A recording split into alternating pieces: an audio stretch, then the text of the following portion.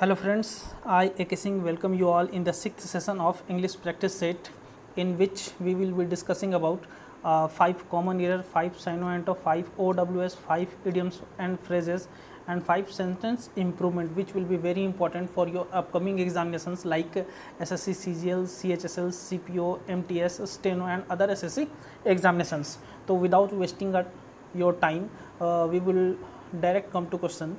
This is my short introduction. You can stop the video and watch it. Our first question will be on common error.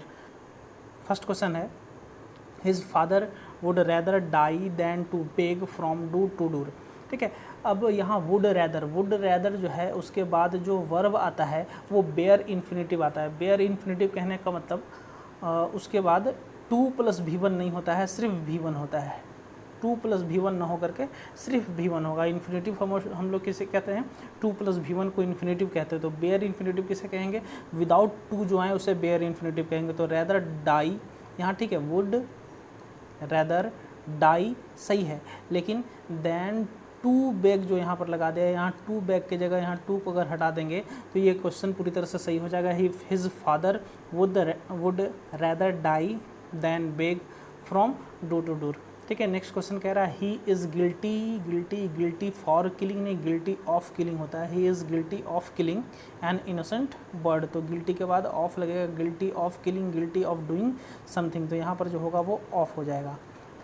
Next question पे हम लोग आते हैं. Next question कह रहा है कि I have just come to know that mister Ray one of my favourite teacher died with, देखिए डाइड ऑफ कैंसर होता है, ये आप लोग को पता भी होगा कि डाइड विथ कैंसर नहीं. डाइड जब भी कोई बीमारी से किसी की मृत्यु होती है तो उसे हम लोग क्या कहते हैं? Died of cancer, died of cholera वगैरह वगैरह. लेकिन ये भी याद रखिएगा साथ में कि जब कोई इंजरी वगैरह से डेथ होता है तो उसे हम लोग कहते हैं कि died from injuries. Next question जो है, many persons must have read the Arabian nights which is very interesting. देखिए तो द अरबियन नाइट्स जो है वो एक बुक का नाम है, यहाँ इन्वर्टेड कॉमा से इसे बंद भी किया गया है. तो हम लोग देख सकते हैं कि द अरबियन नाइट्स बुक का नाम है. इस बुक के नाम के लिए हम लोग इज़ का ही यूज़ करेंगे, आर का यूज़ नहीं करेंगे. तो इज़ यहाँ पूरी तरह से सही है. लेकिन मेनी पर्सन्स जो यहाँ पर वो ये एक जनरलाइज सेंस में बोल रहा है, किसी खास पर्सन्स के बारे में नहीं बोल रहा है. जब नंबर ऑफ पर्सन्स वगैरह के बारे में नहीं बोल रहा है तो मेनी पर्सन यहाँ पर सूटेबल नहीं है. जब जनरलाइज वे में यूज़ करें हम लोग तो वहाँ पर मेनी पीपल जो होगा वो ज़्यादा सूटेबल होगा. मेनी पीपल अगर लिखते हैं तो many people must have red जो होगा वो पूरी तरह से सही होगा. नेक्स्ट क्वेश्चन की तरफ आते हैं. नेक्स्ट क्वेश्चन में कह रहा है we should make green vegetable an essential part of our daily diet. Student तो we should make green vegetables an essential part of our daily diet. Student we तो पिछले क्लास में भी हम लोग क्वेश्चन टैग का क्वेश्चन देखे थे कि यहाँ पर जो हेल्पिंग वर्ब होता है उसी का निगेटिव यहाँ पर होता है. तो शुड के जगह स्टूडेंट और सब्जेक्ट जो है वी वो पूरी तरह से सही है. तो इसमें कोई भी एरर नहीं है. नेक्स्ट हम लोग साइनो की तरफ आते हैं, सिनोनिम्स की तरफ आते हैं. तो क्वेश्चन क्या कह रहा है कि select the synonym of confuse. Confuse का मतलब होता है, आप लोग को पता होगा, कन्फ्यूज़ कर देना, चकरा देना, इस तरह से इसको हिंदी में कह सकते हो आप लोग. ठीक है, तो कन्फ्यूज़ कर देना को हम लोग क्या कहते हैं? परफ्लेक्स कहते हैं. परफ्लेक्स. एक्सप्लीट जो होता है, देखिए इम्प्लीकेट जो होता है, इम्प्लीकेट किसी चीज़ में फंसा देना, लेकिन एक्सप्लीकेट जो होता है किसी चीज़ को ये कर देना, मतलब कि कोई चीज़ उलझा हुआ है तो उसे सुलझा देना. ठीक है, मिक्स कर देना, आप लोग जानते हो, डाइवर्ट कर देना. डाइवर्ट भी इसका हो सकता था लेकिन अगर परफ्लेक्स नहीं होता तब. ठीक है, तो इस तरह से यहाँ पर परफ्लेक्स जो होगा वो ज़्यादा सूटेबल आंसर होगा. नेक्स्ट है इमिटेट. अब इमिटेट जो होता है वो किसी को कॉपी करना होता है, किसी का अनुकरण करना कह सकते हो कि अनुकरण करना मतलब उसको कॉपी करके अनुकरण करना.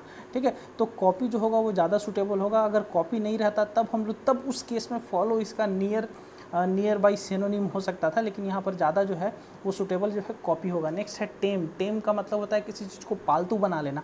तो पालतू बना लेने के यहाँ बना लेना के लिए डायरेक्ट जो वर्ड है वो है डोमेस्टिकेटेड. वाइल्ड का मतलब बहुत बड़े से रिलेटेड है. साइलेंट जो है वो चुप होगा, वो इसका सिनोनिम हो सकता है. नेक्स्ट हम लोग नेक्स्ट वर्ड की बात करें. नेक्स्ट वर्ड जो है वो मर्सी. मर्सी मतलब दया दिखाना. तो दया दिखाने के लिए merit, loss, pen.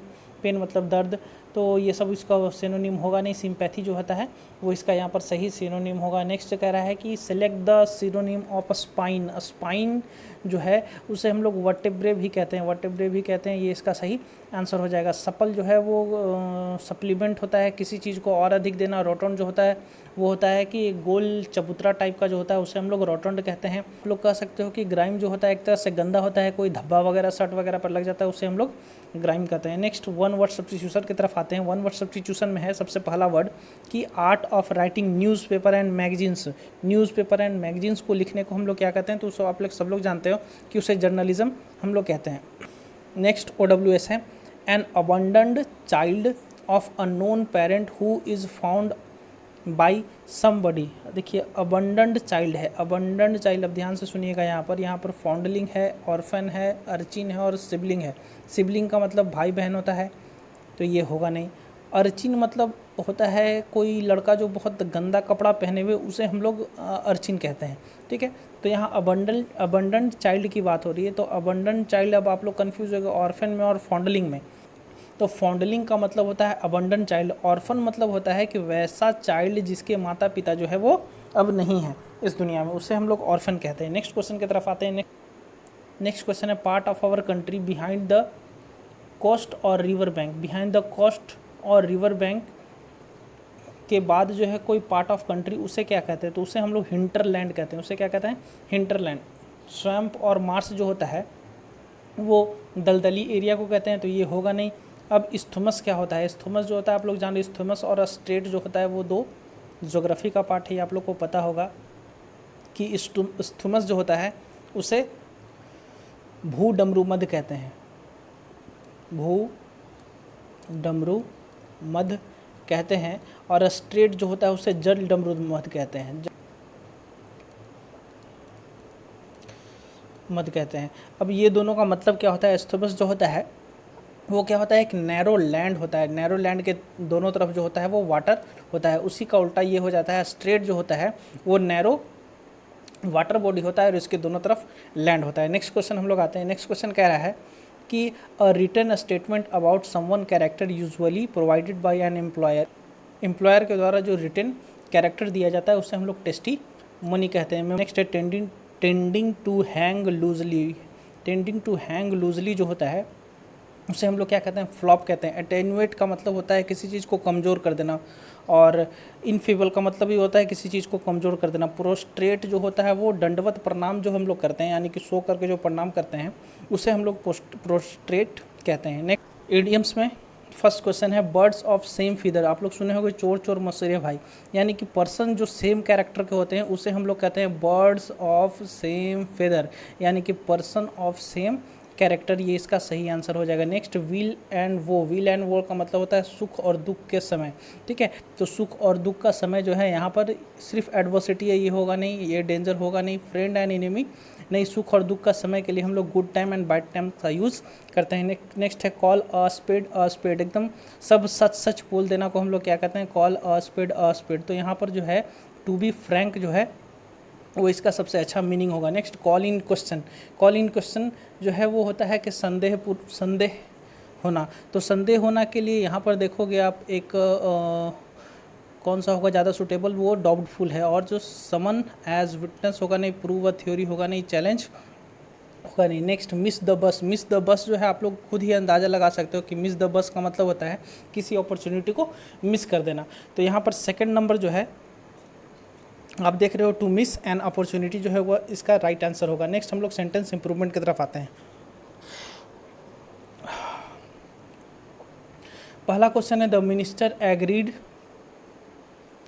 Will answer question on television. देखिए आपको पढ़ने से ही अटपटा लग रहा है कि मिनिस्टर एग्रीड, तो मिनिस्टर विल एग्रीड हो सकता था, लेकिन ऐसा नहीं है। मिनिस्टर एग्रीड लिख दिया और हम लोग को विल आंसर में सुधारना है, तो हम लोग इसको क्या कर सकते हैं, the minister agreed to answer अगर कर दें, यहाँ पर टू आंसर कर दें, एग्रीड टू आंसर, ये ज़्यादा सही हो जाएगा। तो टू आंसर जो है वो फर्स्ट में ही हमारा ऑप्शन है। नेक्स्ट क्वेश्चन की तरफ बढ़ते हैं। नेक्स्ट क्वेश्चन कह रहा है your answer book will be answered. Your answer book will be answered, answer book will be answer with the help of computer. तो आंसर बुक को आंसर किया जाएगा कंप्यूटर के द्वारा नहीं, आंसर बुक को इवैल्यूएट किया जाएगा कंप्यूटर के द्वारा, ठीक है। तो इवैल्यूएट जो है वो यहाँ पर सही आंसर हो जाएगा। नेक्स्ट जो कह रहा है कि in the hot afternoon after a long walk I rested under the shadow of a tree. Under the shadow, shadow किसी पर्सन के लिए यूज़ करते हैं, कोई पर्सन का शैडो वगैरह है तो ट्री का हम लोग जो ट्री के शेड के अंदर जो है आप लोग रेस्ट करते हैं, ट्री के शैडो के अंदर नहीं, ट्री के शेड के अंदर। तो शेड जो होगा वो इसका राइट आंसर हो जाएगा। नेक्स्ट जो है ही थ्रोव्ड, थ्रोव्ड कोई वर्ड नहीं होता है, ही थ्रो का V2 जो होता है वो थ्रीव होता है और V3 जो होता है थ्रोन होता है। तो यहाँ पर ही throw it out of the window सही होगा, यानी कि ही थ्रीव जो होगा वो सही आंसर हो जाएगा। नेक्स्ट क्वेश्चन है Markovnikov assembled the radio, Markovnikov assembled the radio. अब असेंबल्ड मतलब होता है जोड़ना, तो वो जोड़े थे नहीं रेडियो को, वो क्या किए थे, इन्वेंट किए थे रेडियो को। अब इन्वेंट और डिस्कवर, इन्वेंट और डिस्कवर में आप लोग को अंतर पता होगा, नहीं पता है तो सुन लो। डिस्कवर जो होता है किसी चीज़ का खोज करना, खोज कैसा करना, ऐसा खोज करना कि जो दुनिया में पहले से था लेकिन किसी को उसके बारे में जानकारी नहीं थी, उसे हम लोग खोज, जैसे भारत का खोज हुआ, अमेरिका का खोज हुआ तो वो डिस्कवर हुआ, ठीक है, क्योंकि वो दुनिया में पहले से था। लेकिन जो दुनिया में पहले से नहीं था उसे बना देना, ठीक है, उसे हम लोग क्या कहते हैं, इन्वेंटेड कहते हैं। जैसे बल्ब दुनिया में पहले से नहीं था उसे बनाया गया, रेडियो दुनिया में पहले से नहीं था उसे बनाया गया, तो उसे हम लोग क्या कहते हैं, इन्वेंटेड कहते हैं। तो इस तरह से हम लोग देखें कि 25 क्वेश्चन जो है वो कंप्लीट हो गया है। तो जिस तरह से इंग्लिश का सेशन चल रहा है, कुछ दिनों के अंदर मैथमेटिक्स का सेशन भी उसी तरह से स्टार्ट किया जाएगा।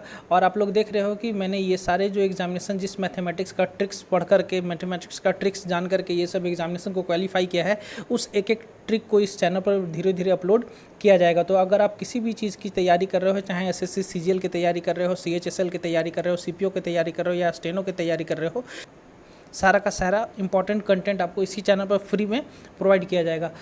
तो ऐसे ही वीडियो रेगुलर पाने के लिए चैनल को सब्सक्राइब जरूर करें। मिलते हैं नेक्स्ट वीडियो में, तब तक के लिए टेक केयर, धन्यवाद, बाय बाय।